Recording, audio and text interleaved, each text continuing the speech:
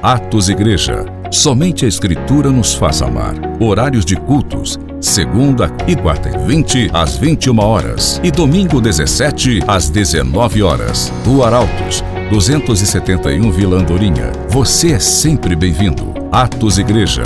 Somente a Escritura. Aleluia. Graça e paz, meus irmãos. Nessa tarde, vamos estar vendo sobre a bondade de Deus, pois afinal de contas Ele é bom em todo tempo, amém? E Ele é bom e nos ama quando nos disciplina. Lá em Tiago 1,17, Tiago 1,17, eu peço que vocês abram sua Bíblia, mas antes, vamos aproveitar, vamos orar, para que o Espírito Santo nos guie, que vocês possam estar intercedendo para que Ele seja o professor e o instrutor nessa noite, amém? Pai, em nome de Jesus, te damos graças por esse momento, que o teu poder, por meio da tua palavra e pregação, seja visto nesse lugar. Nenhuma coisa ou algo que venha prender nossas vidas, venha permanecer. Que tudo aquilo que não vem de ti, seja lançado fora. Em nome de Jesus, toda dor, doença, enfermidade, atuação demoníaca na mente, dando sono, que seja repreendida agora em nome de Jesus. Te agradecemos, Senhor, porque o teu Espírito vai nos instruir nessa noite. Em nome de Jesus, amém. Tiago 1,17 diz assim: toda boa dádiva e todo dom perfeito vem do alto, descendo do Pai das luzes, em quem não há mudanças, nem sombra de variação. Nesse versículo, é afirmativo que Deus é bom e não varia de posição. Ele é bom e acabou-se. É prego batido e ponta virada. Mas também que sua misericórdia e o seu amor dura para sempre. Lá em Salmos 23:6. Vamos até lá. Salmos 23:6. O salmista fala nesses salmos sobre a bondade, a fidelidade e a misericórdia de Deus. Salmos 23, versículo 6.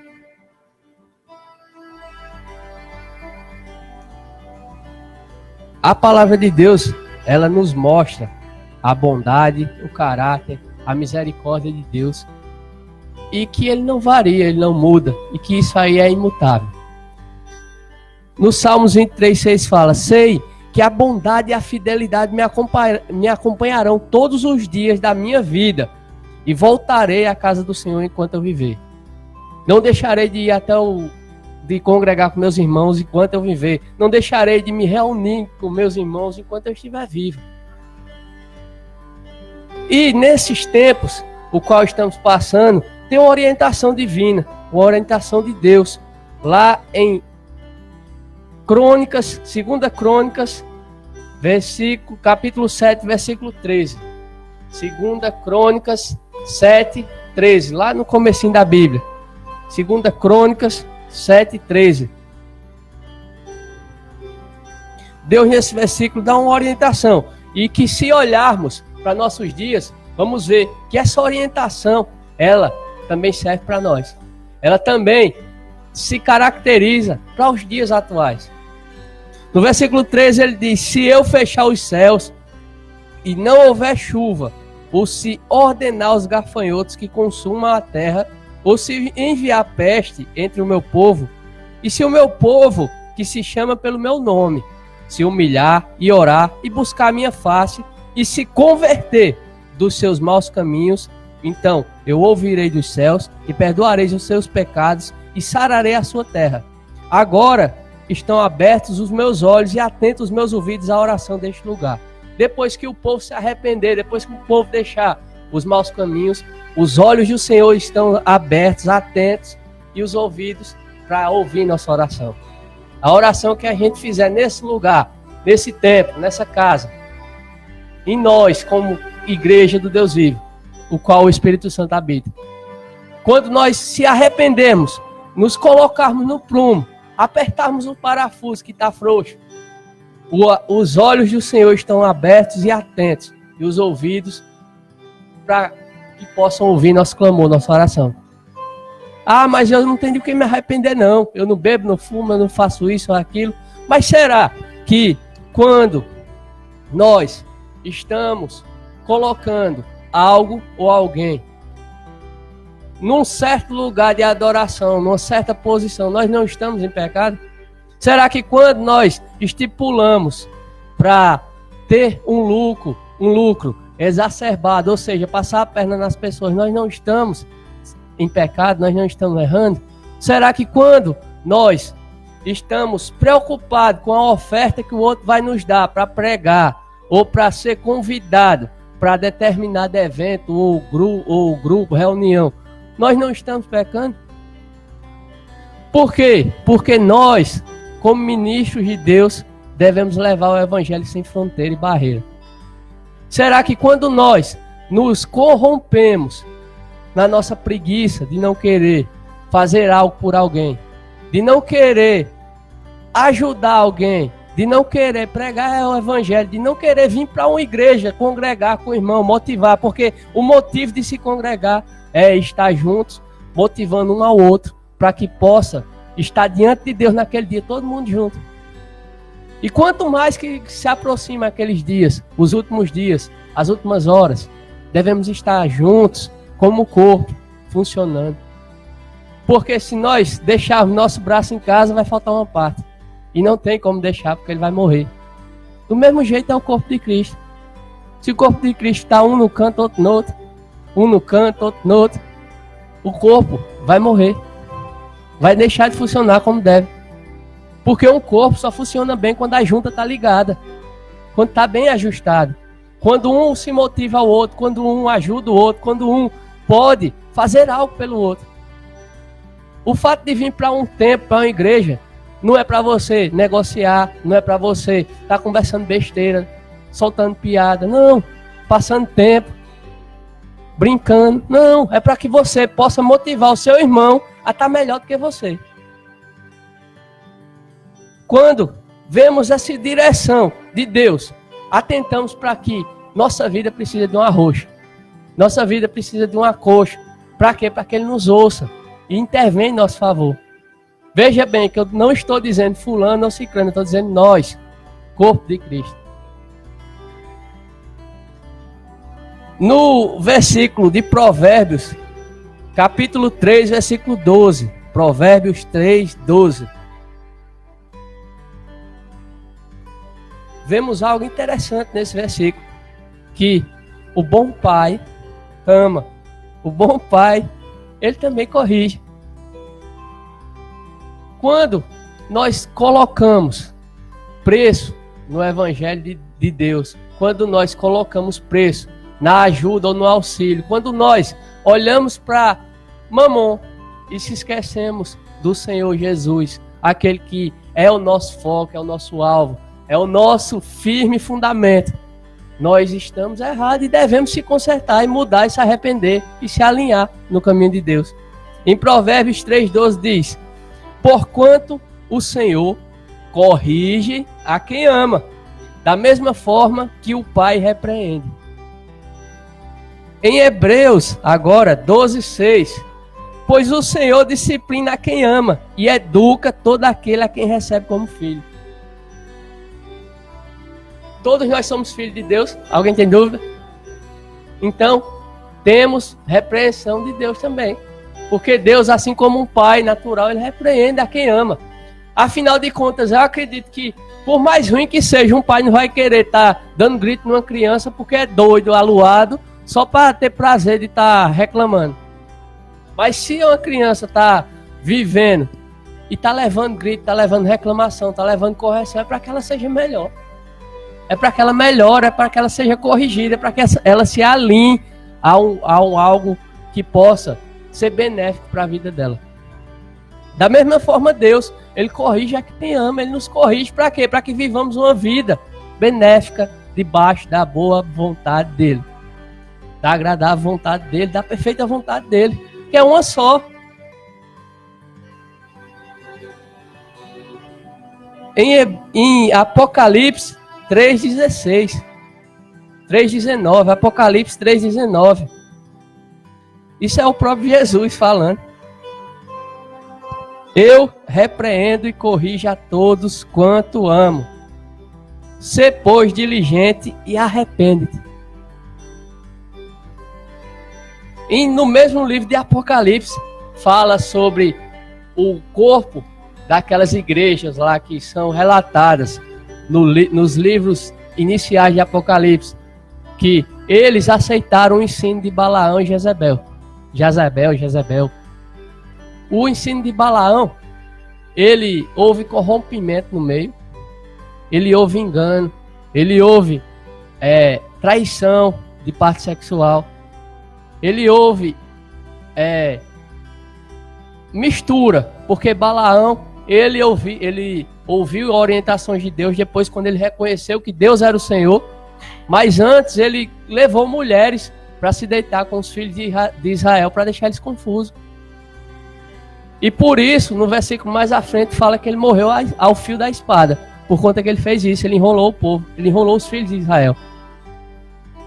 Da mesma forma, Jezebel, ela se corrompeu, ela se prostituiu adorando Baal. Ela se prostituiu e prostituiu muita gente, muito dos hebreus na adoração de Baal. Porque prostituição não é só ligada à área sexual, mas também é algo que distorce o certo, distorce o correto, corrompe. Porque Deus é o único digno de adoração. E nessa carta de Apocalipse é falado isso. Vocês deixaram entrar no seu meio a doutrina de Balaão e a de Jezebel. Aí, nesse outro versículo aqui do 3, Jesus disse: eu repreendo e corrijo todos quanto amo. Sê, pois, diligente e arrepende. Seja diligente, seja sensato. Se arrependa e entre de volta no amor de Deus. Porque a correção é para o filho insensato. A correção é para o filho que vive dissolutamente no pecado. Vive fazendo o que quer, o que bem entende. Mas Jesus está dando a instrução: ó, seja diligente e se arrependa. O juízo vem por conta do pecado. O pecado gera morte. O juízo traz consequências ruins para a vida de pessoas que são julgadas e condenadas. E na maioria dos livros da Bíblia vemos que o juízo é para o insensato, para o ímpio, para quem vive de todo jeito, para quem vive fazendo o que não presta. E por que que nós, igreja, que estamos nos renovando, somos santos, estamos passando por algo semelhante ao mundo? Será que não precisa de um acordo? Será que não precisa de... meu irmão, eu estava fazendo isso, mas eu vou deixar de fazer. Por quê? Porque eu estou errado nisso.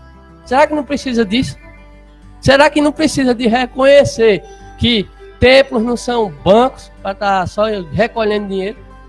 Será que não precisa reconhecer que nós estamos na igreja congregando para nos melhorarmos? Será que não precisamos reconhecer que Cristo é o centro do Evangelho e devemos adorar e buscar auxílio dele? Será que não precisamos disso? Será que não precisamos? Foi preciso parar o mundo para a gente ver que estamos necessitando acochar alguns parafusos. No Velho Testamento mostra que uma vez foi parado o sol, quando Josué, se eu não me engano, orou. Um dia parou o sol. Mas hoje, nesse tempo, parou o mundo. Para quê? Para que a igreja abrisse os olhos e visse que precisa se apertar, se ajeitar, entrar no trilho, entrar no bom caminho de Deus. Em Deuteronômio 8:5 diz assim: sendo assim, reconhece no teu mais íntimo que Yahvé, teu Deus, te educava como um pai instrui e disciplina seu filho amado. Vemos que na disciplina Deus nos ama. Em todos os versículos vemos que há amor na disciplina de Deus. Mas se nós não atentarmos, se nós não dermos conselho ao ouvido do pai, assim como em muitos versículos de Provérbios diz: atenta para o conselho do teu pai. Se nós não atentarmos, não dermos ouvido, aí vai vir o juízo, vai vir a peste, vai vir a praga, vai vir tudo que é ruim. Mas Deus está nos mostrando que devemos se alinhar ao propósito dele. que é bom, agradável, perfeito. Peço a vocês que abram suas Bíblias lá em 1 Pedro 4, a partir do versículo 14. 1 Pedro 4, 14. Foi necessário o mundo dar um stop para que a igreja acordasse e desse o start. Debaixo da unção de Cristo, debaixo da direção de Deus, debaixo do alinhamento de Deus. Ah, mas Deus é bom. Lógico, totalmente, dos pés à cabeça. No entanto, o pai que não corrige o filho não ama. O pai que não traz o filho para um caminho. No próprio livro de Provérbios fala que devemos ensinar o filho no caminho que deve andar. Se Deus não nos ensinar no caminho o qual ele andou, por isso que Cristo diz, eu sou o caminho. Ou seja, ele veio à terra, andou como Deus quis e mostrou, olhando por esse mesmo caminho.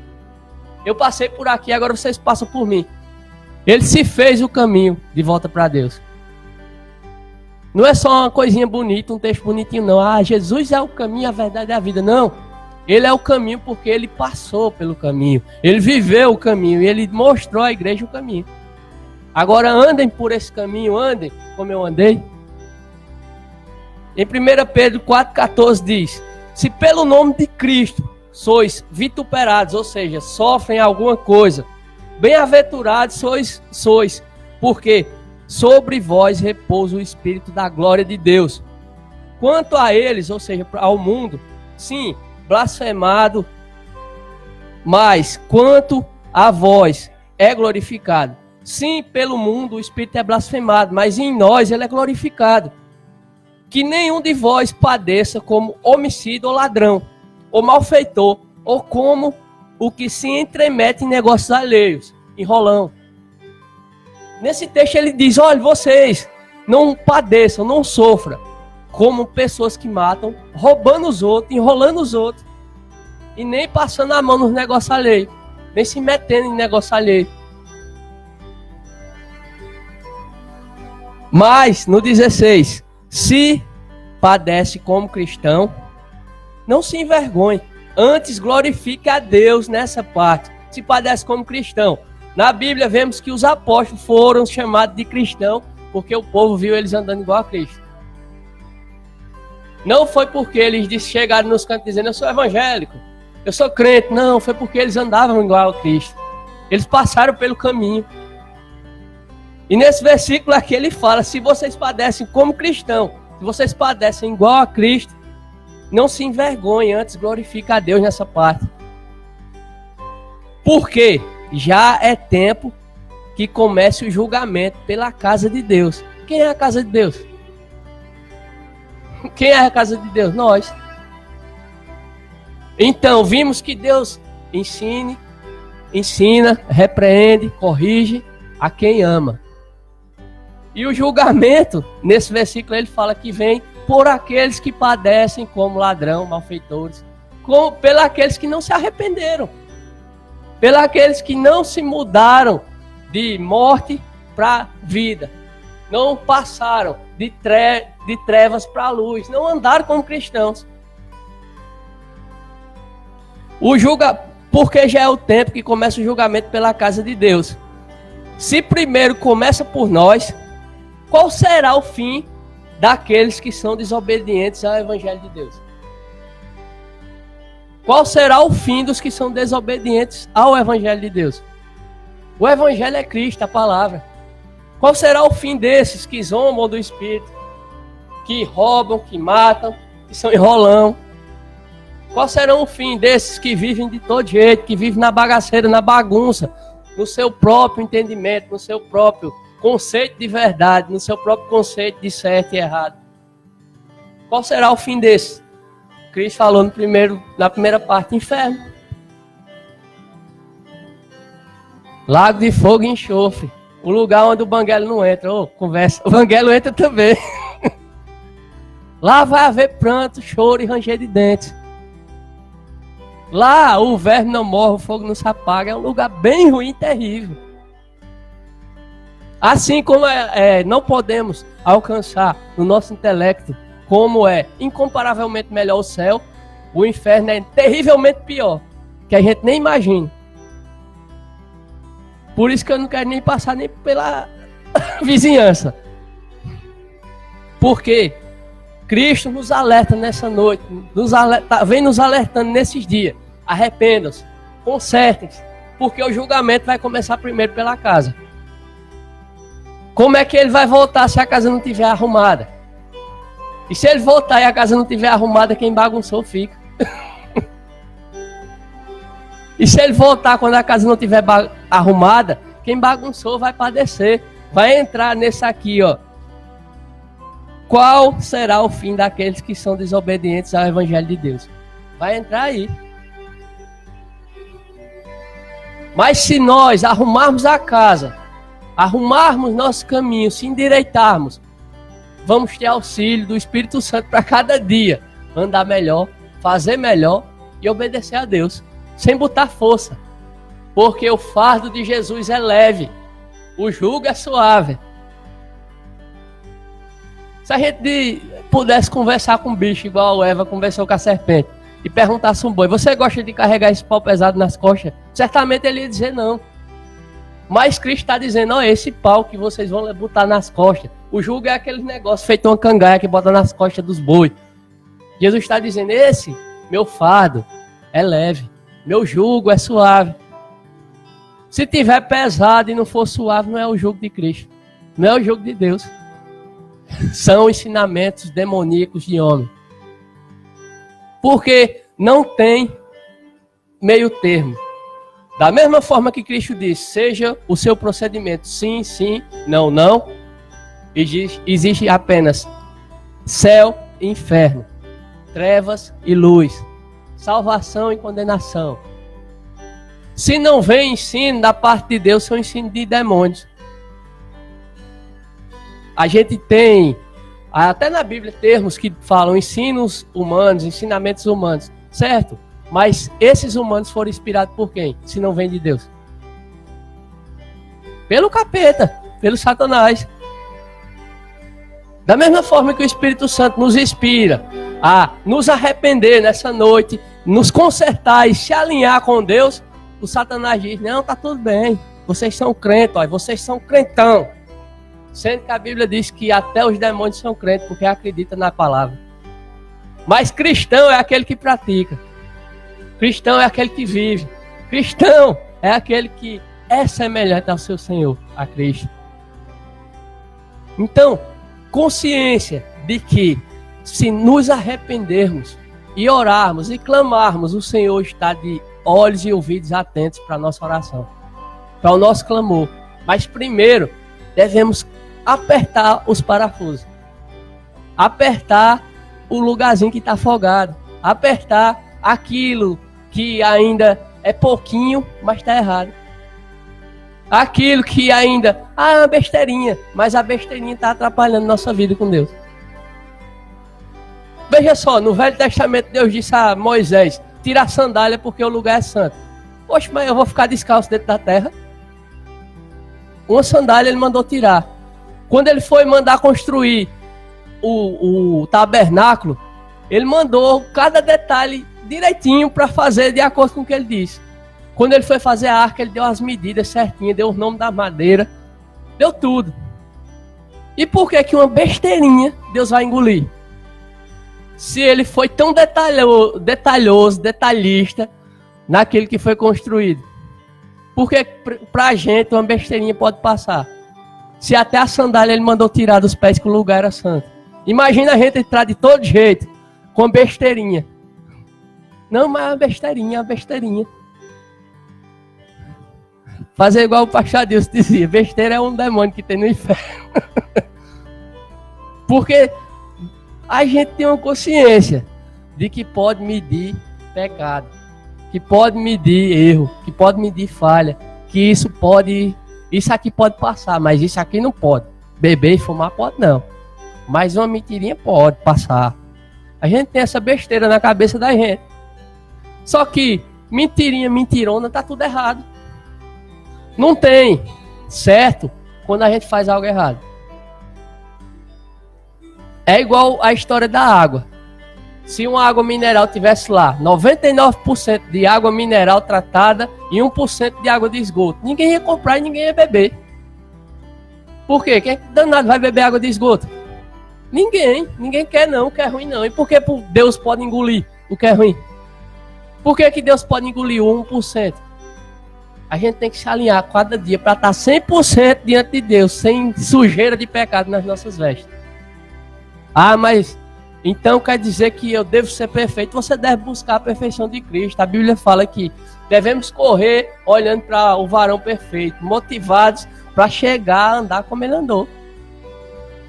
E a Bíblia fala que em nada ele pecou. Aí isso é impossível. Pronto, daí já começa o seu erro de incredulidade. Porque se Deus diz que é possível, você sabe mais do que Deus. Não tem como. Deus é onisciente, Deus sabe de tudo. Que a gente possa estar cada dia nu, não de veste, mas nu de coração diante de Deus. Entregue, mostrando-se realmente quem somos, vivendo Cristo em todo canto. E viver Cristo não é só chegar no canto e levantar 500 aleijados, fazer com que 200 mil cegos vejam. Não! Viver Cristo é você receber 5 centavos a mais na padaria de troco e devolver. É você esquecer o dinheiro em casa, dizer, moça, eu esqueci 10 centavos em casa, eu posso trazer amanhã e amanhã você levar. Isso é viver Cristo. É porque a gente só pensa no extraordinário, nos dons e operações. Mas isso é viver Cristo nas pequenas coisas, nos mínimos detalhes. Para quê? Para que essas coisas grandes aconteçam. Quando nós vivemos na pequena, sendo fiel no pouco, no muito, vamos ser colocados. Se nós vivemos Cristo em pequenos detalhes, quando chegar no dia que tiver 500 cegos, os 500 vão voltar a ver. Porque você vem vivendo Cristo no pouco. E Cristo vai se manifestar no muito. Porque o poder dele quer se manifestar e está disponível a todos. No entanto, o poder opera pelo amor que foi derramado em nós. Mas quando a gente está mentindo, roubando, a gente está amando? Não está. Então como é que o poder vai operar? Ah, mas foi 5 centavos só. Deus não vai curar a pessoa por causa de 5 centavos. Não é por causa de 5 centavos, não. Mas você vai ser um canal sujo para a água limpa da palavra. Mas quando você se limpa com essa água, com a água que purifica, com a água que tira toda desgraça ruim da vida da gente, os 5 centavos não vão ser impedimento, nem sua vida. Você vai deixar o fluir de Deus passar, de transbordar sobre a vida de pessoas e a sua. Nós, às vezes, detemos nossa vida no servir, no fazer, no trabalhar.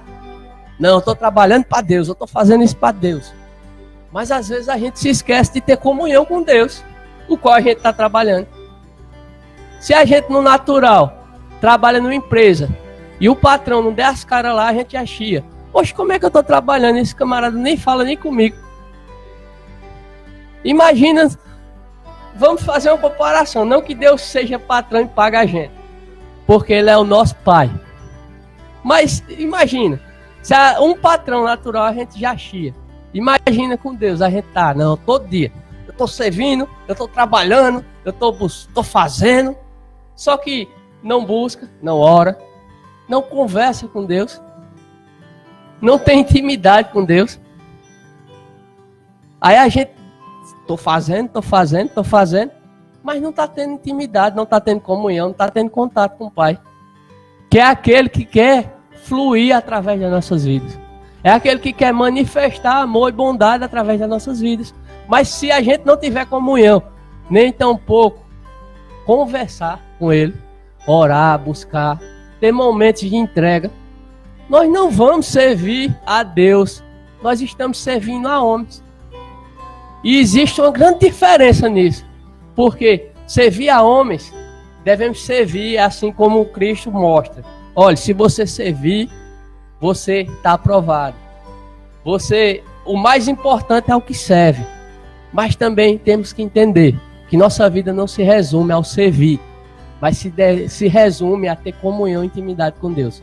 Para quê? Para que a gente saiba, quando a gente pisar fora, quando a gente fizer qualquer coisa que seja errada, nós tenhamos consciência: Deus, eu ferrei, me perdoa. E o Senhor diz: vem cá, meu filho, vamos agora, vamos, para você deixar de errar, vamos. A gente vai chegar lá, a gente vai ser, naquele dia, colocado diante de Deus. E será que nós sozinhos, estou trabalhando, estou servindo, sem ter intimidade, sem ter comunhão, a gente vai chegar e vai estar íntegro diante de Deus? Ou a gente vai ser separado para o lado dos bodes?